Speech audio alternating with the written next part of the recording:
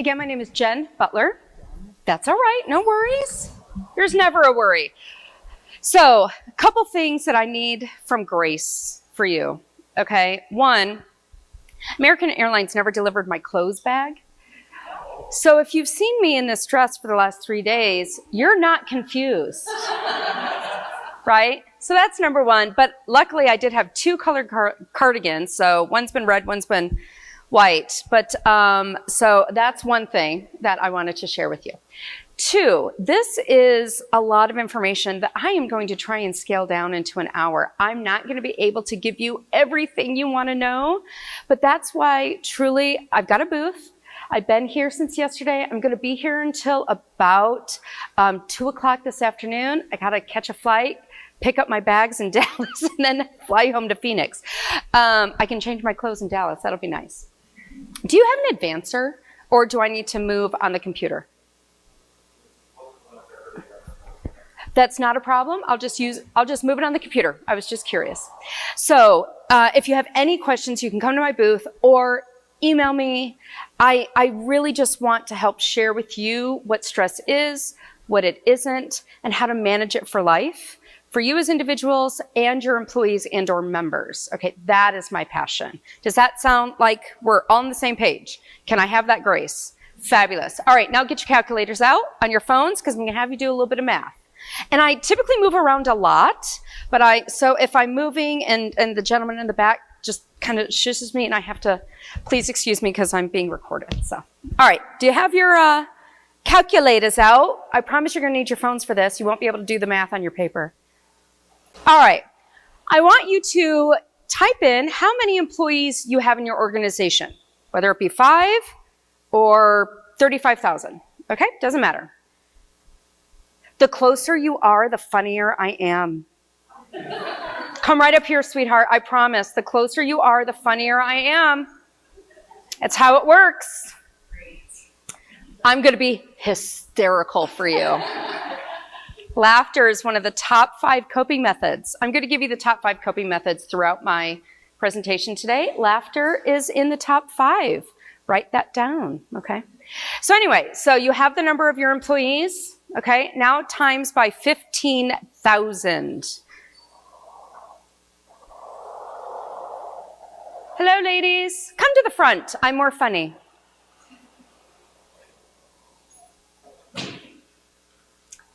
Okay, so did you do that? Number of employees times 15,000. What kind of numbers did you get? Call them out. Yeah. How much? 3.9 mil. What else?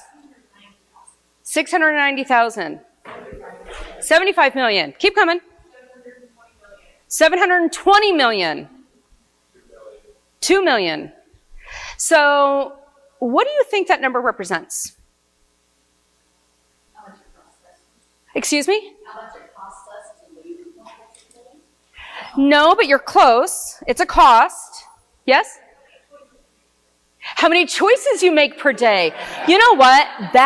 It feels like that sometimes. You know what? That's really good. I would love to know that stat. Who else has, think about the title of this workshop. Okay, yes, you in the back. No, but gosh, you're so close. Okay, I'll tell you. From the department, it's so hard for me not to move. From the department, come on up front. If everyone can scooch together, take your purses off, take your bags off chairs, scooch over, get friendly, go in towards the wall. Thank you. Of course. Right? Come on in. Give up some aisle space. Thank you, lovelies. I appreciate it. Okay, so for those of you who just walked in because you were getting your caffeine hit, what we calculated out was the number of employees that you have in your organization times 15,000. You're going to need to do that on your phones. So number of employees times 15,000. Okay, so according to the Department of Labor, the American Psychology Association, the American Institute of Stress, and from Gallup, it costs on the minimum average of organizations, $15,000 per employee per year. of stress. That's how much stress is costing your company. So, great question. It's lost productivity. It's in healthcare costs. 90% of doctors' visits, I'm going to trip. I have to just stay. 90% of doctors' visits are directly related to stress-related illnesses. 90%. Actually, it's probably closer to 92%. At least it was during the pandemic. The stat was anywhere from 75 to 90%.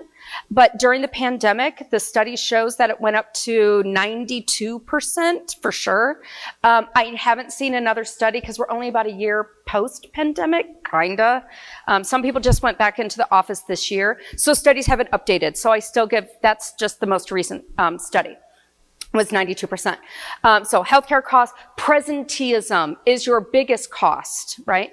Because stress is an internal biological response. One of the number one things that the brain does to our body, and I can't spend a lot of time on this, but what the brain does to our body is it almost shuts down our frontal lobe and takes away our critical thinking. Well, what do you pay for performance? You pay for people to critically think. Right? So that's where mistakes come in, and it's the little things, right? You guys know, you guys are HR. You have people that report to you. You talk to managers with people that have people that report to them. And they're like, oh my gosh, they're just making so many little mistakes. I can't take it. It's ridiculous, right? Or it's the front-facing customer service person who has absolutely no patience anymore for if one more person yells at them. Or it's the manufacturing line that they just put something off by a millimeter, but it costs $100,000 because they produced a product that was off by a millimeter. That's where that number comes in. Stress has a tangible cost on the P&L. And this is what our CEOs and our leaders and our financial people and our HR people need to realize, is that stress is not a wellness program. Stress management is not a benefit, or it shouldn't be. It should be a requirement that every employee learns how to manage their stress, because it's going to increase retention, it's going to increase performance, it's going to increase profits, it's going to decrease absenteeism. So let's talk more about some of those stats. It's a little small, I'm sorry. So $550 billion are lost every year to the U.S. economy alone. That's not global, that's just U.S. economy, according to stress. 95% of employees claim workplace stress, with 62% saying unmanageable. How's recruitment going for you guys right now? It's not, right? So there's people out there, it is an employee world. Right? It's an employee market. They can ask for whatever it is that they want, right? And you might say, I can't give it to you. And they're like, okay, I'll wait to find a company who can. Okay, that's where you guys are at with recruitment. So on the other side of that is retention, right? Recruitment is focusing outside. I do a great workshop called Healthy Recruiting for you, they, and them. Recruitment is focusing away from the organization. Retention is focusing inward. They are two opposing processes and systems. Okay? So if you're focusing a lot on recruitment, you can't be focusing on retention. But what's the number one thing you can do? There's chairs up front. Come on up front. What can you do? Number one thing that you can do to help retain people is to reduce their stress and increase their joy and inspiration of their job. Number one thing you can do right now. People are done with stress in their life at work. They're like, nope, I want to like what I do, right? So these are just some stats. But why is workplace stress present? Why does it happen? And again, I'd love to go into this further. We're just going to skim over it because we all want to get to the 11 triggers and the coping methods for those, correct? Okay, so this is a process that happens that is why we have workplace stress. One, I'd love to know, again, some engagement for you. I'd love to know, where did you guys learn and get educated on stress?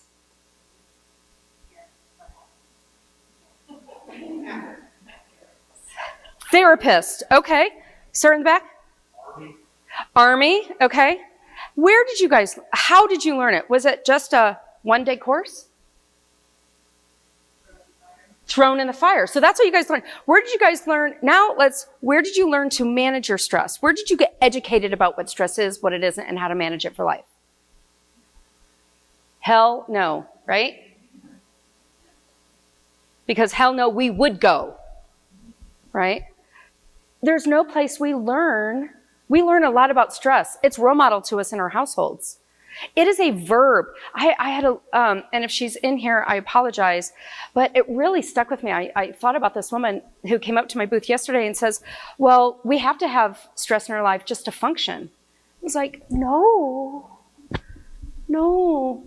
We can have passion in our life to function. We can have joy in our life. I mean, that brings tears to my eyes, right? But that's where sometimes the normalcy, that's where we think our life is at. That if we don't have stress, we can't breathe, right? So it's a lack of knowledge, because where do you go learn about stress management? Not just a workshop at work, or not just a wellness month where for a week out of the 52 weeks, they have some mental health awareness emails. Right, but really learn about it. So there's a lack of knowledge, and then there's no training. Again, maybe you go to a short little workshop, but then, that just brings awareness about how stressed you really are, and not helping you formulate a plan for coping methods. Then poor work conditions. Now, by poor work conditions, I don't mean like you work in slave shops or, you're sweating or whatever, but by poor work conditions, it could be a variety of things. Maybe you are very sedentary at your job, but your chair is not ergonomic for you. Come on in. It's not ergonomic. So you are constantly aching. Your lower back, like me, sitting at my booth, that chair barely fits my behind. I'm sorry. That might be a little bit of TMI. So I find myself standing up because my back hurts and it's not comfortable. And so I was really aching and in pain all day yesterday, and I was rubbing my back. And so as I was talking to people, that lower back ache that I was experiencing was called physiological stress, which prevented me from being completely, fully present, because somewhere in the back of my mind, I'm going, oh God, my back really hurts. What did you say? I'm sorry, right? Because I'm thinking about those aches and pains. So poor work conditions could be lighting, fluorescence, or maybe you don't have any windows near you and you don't get to see the sunlight for 8 hours a day. I mean, there's so many different teachers. Think about teachers with classrooms on the inside of the, or children who are inside classrooms. They don't see the sunlight for 8, 9 hours? No sky, no anything. That causes physiological stress. So that's what I mean by poor work conditions. Bad management. Now, bad management is not necessarily by choice. It's not. There are bad management. There are bad managers. That doesn't inherently mean they're bad people. We have to be able to separate the two. Bad management or bad managers is about skill sets, competencies. I walk through the world firmly believing that everyone is doing the best that they can in any given moment. In that moment, we don't always show up our best. None of us do, right? For whatever reason. But I just know that in that moment, it is the best that they can muster at that time. So bad management, and then we're just programmed to think, like the lady that I talked to yesterday, we're just programmed to think that life is stressful. Work is stressful, and this is just the way that it is, and there's nothing that we can do about it, right? That's what we tell our coworkers. Oh, welcome to XYZ company. Oh my gosh, this job's so stressful. Get ready. It's stressful. How many times do you guys, or we're busy. Whew, we are busy, busy, busy. AKA stressful.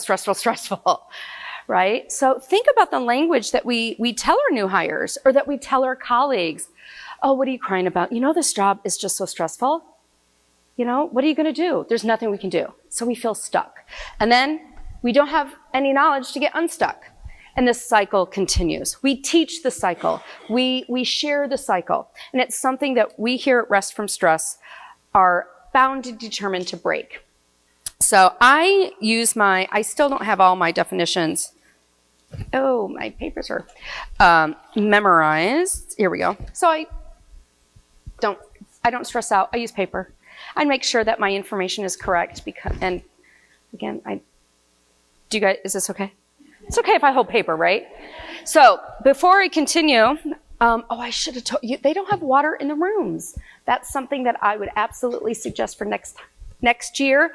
Always have water containers in the room. Hydration, also top 5, and I don't mean caffeine or teas or anything like that, even though they're tasty and yummy. Water, just water. It takes on average a half an ounce to an ounce of water per pound you weigh just to keep your organs functioning properly. If you're not peeing every hour,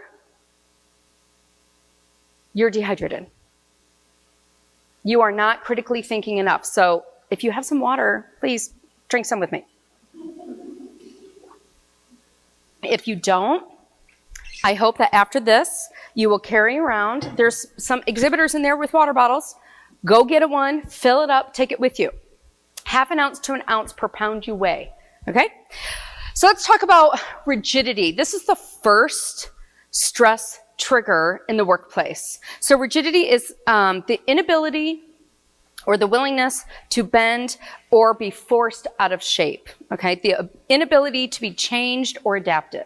So how many of you hear from your managers or just know that there's a culture in your organization? I don't need specifics. You don't need to tell me the name of your organization. But how many of you know managers or employees or people that just are unwilling to adapt to change? Is this okay, great. So it's a common thing, right? What do you guys do about it? How do you help them? Throw out some ideas.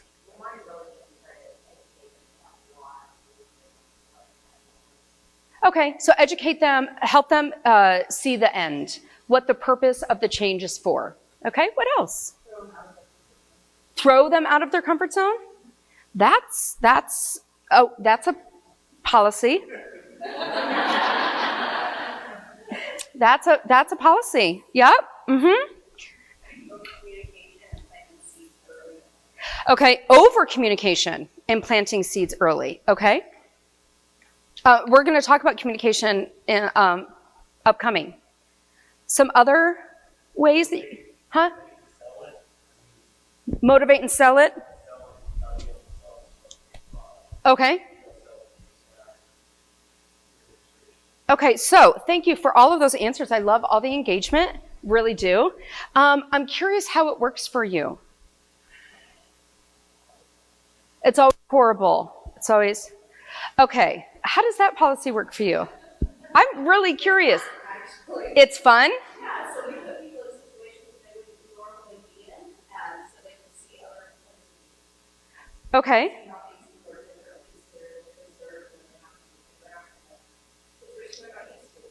Okay. Okay. All right. Still, yeah, that's definitely an approach, right? That's a have to approach. So one of the things, sorry, I really do appreciate learning that. So let's talk about effective ways to adapt to change that can work for you, okay? Because if you find that how you roll out programs and policies or how you try to create your bench, your pipeline to promote people, right, that it's just falling or motivating them, selling it, and it's falling short, that's because we are actually not helping them adapt to change. It is a skill. All of these are skill sets and competencies that people need to learn, okay? So ways in which we help them learn, first of all, is to help them understand for sure. And do it in a drip system, but do it in multiple ways. So, for example, explaining to them the who, what, when, where, and why. Okay, why is this happening? Who is it going to impact? When is it going to happen? What is going to change within the organization? Where can you go to get more information about it? And so the more you offer information on adapting, for them to learn about adapting to change on something, the more calm that people will be. But the number one way studies find that you can help people adapt to change is to increase curiosity. Because no matter what information you share with them, no matter how hard you try and sell it, no matter how hard you try and force it down their throats, because that's what a lot of organizations do, take it, or lump it, jump it, I don't know, whatever that cliche is, I don't remember. Anyway, there's the door kind of an attitude, right? You have to do this. It's a have to. And when people have a have to situation, it triggers their internal stress response and they don't know what to do with it. Because the number one, well, there are two things, but one thing about triggering your stress response is being out of control. So that's when people feel out of control, 100% their stress response will be turned on. And then people don't know what to do with that stress. But increasing their curiosity by providing them questions. Okay, these are called empowering questions. They start with who, what, when, where, how. So, why are you wearing a Kansas City Chiefs shirt, honey? Oh, because you played tonight. Why were you in the service, sir? Yeah.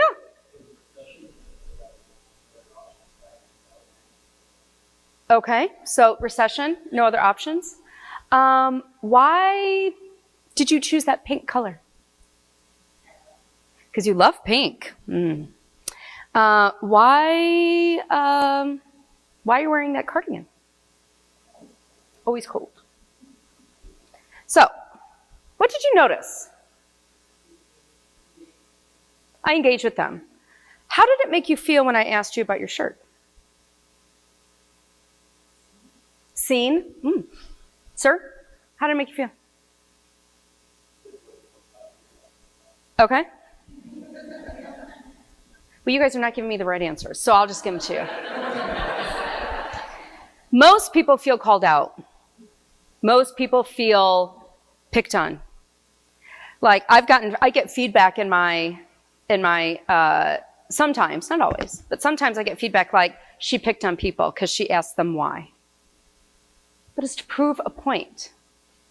I really want you to see the room, feel the room.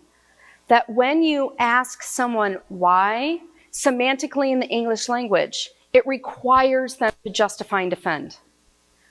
That's what the word why means, right?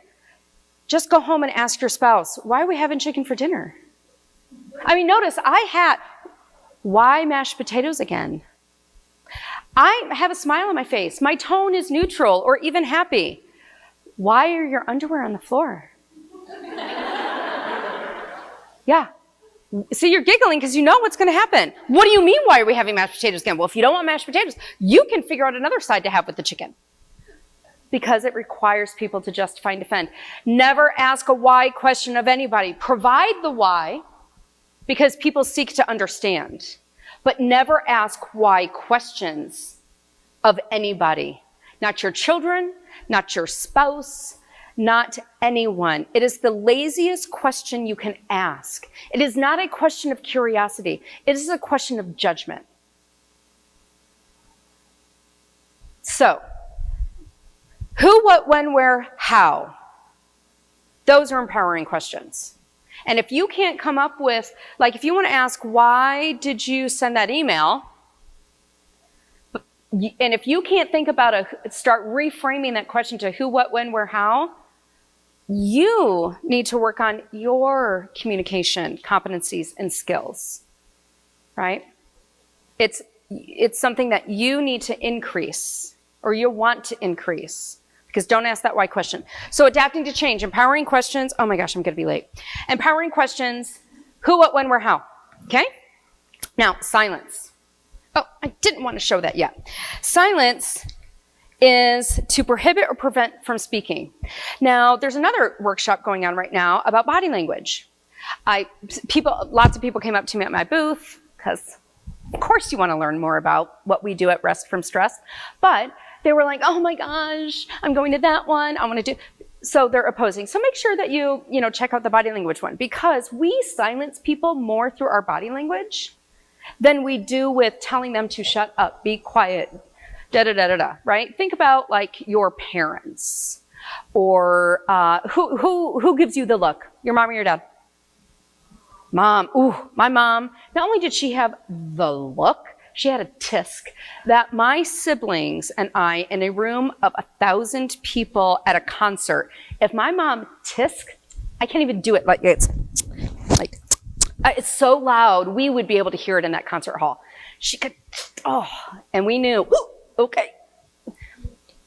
Your boss, your colleagues, during meetings, just the little tense up, the little stare, it's the body language. It's the nonverbals. Or it's the, you know what, I'll take this meeting. You just sit there, right? It's the quibs that we tell people that silence them, that sends them a message, right? Oh, I wouldn't say that to the boss. Yeah, no, I wouldn't do that. And then we start learning, oh, okay, well, if I don't say that to the boss, I better not say this to the boss either. So we silence our employees or our members. And one of the number one ways that to prevent or circumvent silence is true communication. Now, darling, your name is Brandy? Brandy. What I hear a lot about from organizations, and I believe it was you who mentioned that you over-communicate. There's a difference. How do you communicate? When you say we over-communicate, what does that look like? Top down, there's every level in the organization, and it's communication is different. Okay. We know first, then the lowest level. Okay, so there's a hierarchy of how people are. Meetings, bulletins, flyers, you name it. Okay, emails, meetings, bulletins, flyers. I hear that kind of thing a lot. And I'm sorry, Brandy. Because the reason it doesn't work is because that's not communication. That's information. You're welcome. That's why it doesn't work. Oh, I'm getting warm. Are you guys okay if I have a sleeveless? Because I'm in the light and I'm in my 50s. When you know, you know. So, that's information. We are at a stage, again, in our laziness, and I include myself in this, where texting we think is communicating with our kids, or texting is communicating with our spouse about, no, that's information. Because you all, everyone in here, pretty much HR, right? I'm assuming. Yes, some people know. Yeah? Oh, okay. I'm assuming you guys took some communication courses in college or to get your job or something like that. I'm assuming. And so we know basic communication. What? It's mostly body language. It's two-way. It's nonverbal. It's facial expressions. And our words, what? Very few of what we say. Because we can say, I'm sorry. I'm sorry. I'm sorry. Right? All different. Same word. We all know this. So if communication is two-way, including all of those elements, is it any wonder why you think that your organizational communication should be any different and be successful?